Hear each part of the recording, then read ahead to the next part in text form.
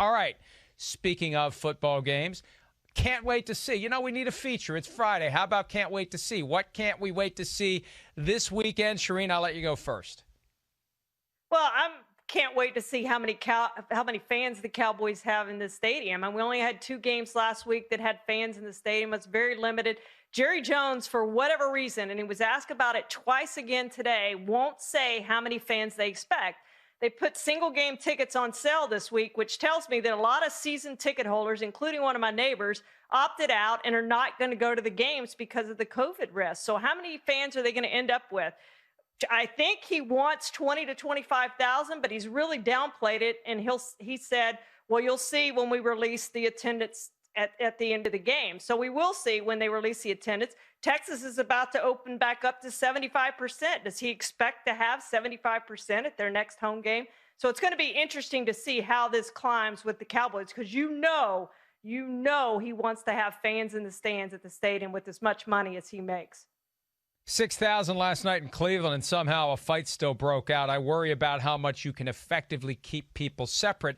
And you make a great point about single-game tickets being available, because some teams believe that having fans present is about making your season ticket holders happy and giving them the chance to come if the local ordinances allow them to be there. And some teams would just as soon have the local ordinance say you can't have fans here because it's not a money-making proposition. But if there's 20, 25,000, I don't know, maybe they end up breaking even or at least making a little money on top of that for what it costs to open and operate the stadium all day long. I'm looking forward to seeing #Tommy, his home opener for the Tampa Bay Buccaneers. The Carolina Panthers come to town. This is a game that they should win. This is a game that he should play well in. This is a game that he should erase that memory of going on the road to New Orleans and losing. He was an underdog for the first time in years, and it proved to be accurate. Lost by 11 points. I want to see how he recovers. I want to see what kind of passion, what kind of fire. And I'm just curious. I mean, if they lose this game, it really is panic time for the Buccaneers. They shouldn't lose it. I just want to see him get back on the horse and get things rolling and create the sense that they are going to be a team to be reckoned with as the season unfolds. Yeah, a lot of analytics people have already written off Tom Brady, saying, see, we told you he wasn't very good last year. He's not very good this year. The Buccaneers are overrated. They're not going to be very good. They need to come out and dispel all that and play well this week. And if they don't play well, as you said, we're hitting that panic button, and we're hitting it more than we're hitting it for the Cowboys because they're in a really good division. I also want to see Clyde Edwards-Helaire, more of Clyde Edwards, please. Had over 130 yards rushing. Of course, didn't do much in the passing game, had no receptions, didn't pass block that much. He was in there to run. He did that. He did it really well. He just adds another dimension to the Chiefs. It seems like forever since the Chiefs played. I mean, you forget about them because they played that opening game on Thursday night. And here they are. They're not ranked high in offense. You know, when you start looking at where they rank, they're 15th in total offense. But we know they're much better than that. I expect to see a lot of good offense this week from the Chiefs. And for everything that went well for Clyde Edwards-Helaire last week and the Kansas City Chiefs, there was talk yesterday about him being better in the goal line, making the blockers right and getting to the hole and getting through it and scoring when he's down there. And I get the impression that his goal line duties could be in jeopardy if he can't get it done. They find somebody else on that depth chart who can get it done. So not all was great for Clyde Edwards-Helaire in his debut. They think he can be better at the goal line. All right, I can't wait to see Allegiant Stadium, a.k.a. the Roomba, a.k.a. the Death Star. Here's John Gruden talking about the nickname of his new stadium. I think it's a cool name for our stadium. I don't give a damn about Star Wars. That's what we're calling our stadium, and I don't care what anybody else thinks. It's a cool stadium. It's a great name, and we just got to play good when we're in there.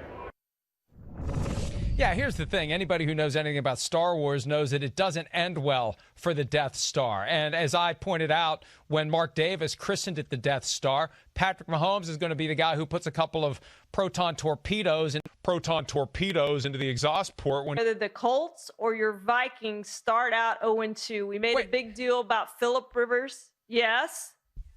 Yeah, you've been talking to Sims too much. Your Vikings. I can refer to them as your Cowboys if you want me to. I'll do that. Okay. Fair play. All right, go ahead. Okay. Whether the Colts or the Vikings start out 0-2, because we saw the Colts signed Phillip Rivers, and we thought, okay, they're going to be the team that contends, that wins the division title. A lot of people picked them to win that division title, and they didn't look very good in the first week. Same with the Vikings. They commit to Kirk Cousins long term, and look what happens. They lose that first game and really weren't competitive in that game. It got away from them in a hurry, got away from them early. So both of these teams need a win, and both of them might be in trouble if they don't get that win this week. So one of them is going to start 0-2. Phillip Rivers threw 3 interceptions to the Vikings when he was playing for the Chargers last December. Not that long ago, grand scheme of things. But it was a Chargers home game, which meant it was a Vikings home game because the place was full of Vikings fans. It's got a different vibe this time. 2,500 Colts fans there, and there probably will be Colts fans, not Vikings fans. But I want to see what Rivers can do against that new-look Vikings defense. The key is the pass rush. They need something out of Yannick Ngakoue. He has said this week he needs to provide that spark. He's familiar with the Colts. He's got 6.5 sacks in 8 career games against the Colts. They need something to put some heat on Phillip Rivers because they have that young secondary. You can't get away with a young secondary if you don't have some pressure up front. It's a huge game for both teams, and either team that loses is going to slip into that hole that's going to be hard to get out of if they want to win their division, especially for the Vikings after losing at home last week to the Green Bay Packers. All right, I am looking forward to seeing the guy who transferred from your Texas A&M, Kyler Murray, the Heisman Trophy winner, the number 1 overall pick in the draft, the latest second-year quarterback to begin the process of taking the NFL by storm. I wish the Cardinals had a higher profile. I wish that more people could see Kyler Murray play live. I wish they were in primetime more often. They will be sooner than later with Kyler Murray doing the kinds of things he did last week. What's going to happen when that front 7 of the Washington football team starts chasing him around? Can they catch him? Can they slow him down? Can they minimize the number of times he throws to DeAndre Hopkins? Will this be a game plan week where Washington tries to take DeAndre Hopkins away and Kyler Murray has to go elsewhere? And it'll be interesting to see if he does that because, one of the concerns in Houston, Deshaun Watson threw the ball too often to DeAndre Hopkins, looked too often, held the ball too long to wait for Hopkins to get open. Will Murray just throw to the open guy, even if it means far fewer than 16 targets this week for DeAndre Hopkins? So I'm fascinated to see what he can do, especially going against a defense that had 8 sacks last week of Carson Wentz. Can Kyler Murray be more elusive, and can he continue to avoid getting hit, Charean? He just negates the pass rush so well. I mean, Nick Bosa, I think we would all agree, is one of the best pass rushers in the NFL. And he wasn't there last week. He just couldn't get to Kyler Murray because he eludes the sack.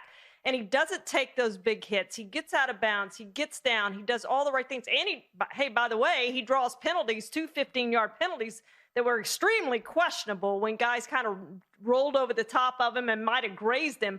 But he didn't get hit that hard, and he still drew those 2 penalties. So, yeah, he's just great at avoiding the sack. I would highly doubt Washington has 8 sacks this week after they had 8 of Carson Wentz last week. But that pass rush is really good. We're going to get to see it. They just keep rolling those first-rounders in there to rush the quarterback.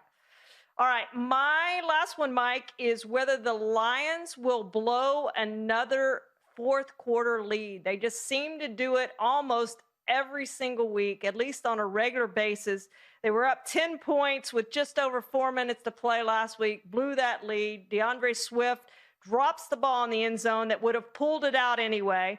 They've blown 11 fourth-quarter leads or tied in the fourth quarter under Matt Patricia, and they just seem to keep doing it time after time after time. And if they're going to be a playoff team, they've got to be able to hold those leads. I know Lions fans are going to get really nervous if they're only up 10 or 7 or 3 in the fourth quarter because they can't hold the lead. They just, for whatever reason, they can't do it. So they need to get up by a lot to be able to have a big cushion there in the fourth quarter. I rarely make guarantees, but I'll make this guarantee. The Lions will not blow a fourth-quarter lead this week because they won't have a fourth-quarter lead to blow this week. You got to have the lead before you blow the lead. They're going to Lambeau Field to take on the Packers, and I just think the way it went down last week for the Lions, it's going to be so hard to pivot, to going into Aaron Rodgers' house. And it's going to be so strange, I think, to be in that building with the bleachers, not the seats. It's just going to be a bizarre feeling for everybody, but not for Aaron Rodgers. I think revenge tour continues, and he's going to pick them apart, and they won't have to worry about blowing a lead. I want to mention one other thing real briefly, though, what you said about Kyler Murray drawing penalties. He's the opposite of Cam Newton. Cam Newton can't get flags because he's such a giant. Guys hit him, and the officials don't flinch. Kyler Murray's so little, they feel like they have to protect him. So, yeah, the flags are coming out. You're picking up 15 yards of field position at a time. That's an extra benefit for being Kyler Murray. All right, the last thing I'm looking forward to this weekend, it's the home opener for the Pittsburgh Steelers in a pandemic. And I know from watching Steelers games over the last 20 years, the moment that people start leaving, whether it's halftime, whether it's late in a game, you got to put sunglasses on because those yellow seats are piercing. And anytime we see the stands this weekend, it is going to be even more jarring than it was all of week one. It is bright. When you drive through the Fort Pitt tunnels in Pittsburgh, you see the yellow seats at Heinz Field. Now, it's one of the great skylines to witness as you cross the Fort Pitt Bridge, but you're distracted by this yellow that is just glowing there at empty Heinz Field. And that's going to be a strange sight when the Broncos and the Steelers play on Sunday. And I can't get used to the empty stadiums. Last night, the 6,000 in Cleveland's fine. I just have something there other than nothing. I can't get used, Charean, to nothing being there in the stands. And no Lambeau Leap in Green Bay, no terrible towels in Pittsburgh. It is going to be a strange sight in all these stadiums. And who knows how those yellow seats, the sun glare off of those seats. You know, at AT&T Stadium, when they play those 3 o'clock games, 3 o'clock local time, and that sun comes through that roof, it really gets in the quarterback's eyes or the receiver's eyes, or depending on which way they go. But we could see the same thing in Pittsburgh with as glaring as those yellow seats are. Yeah, it's going to be a strange weekend, but hopefully as the season unfolds, people can safely continue going to games. I'm not going to make any predictions. We just hold out hope. The good news is we're on the brink of week 2. We're actually into week 2, and the COVID-19 situation, I don't want to jinx it, but so far so good. Hi, I'm Mike Tirico, and thanks for watching. Make sure to hit subscribe for the latest news and highlights from NBC Sports.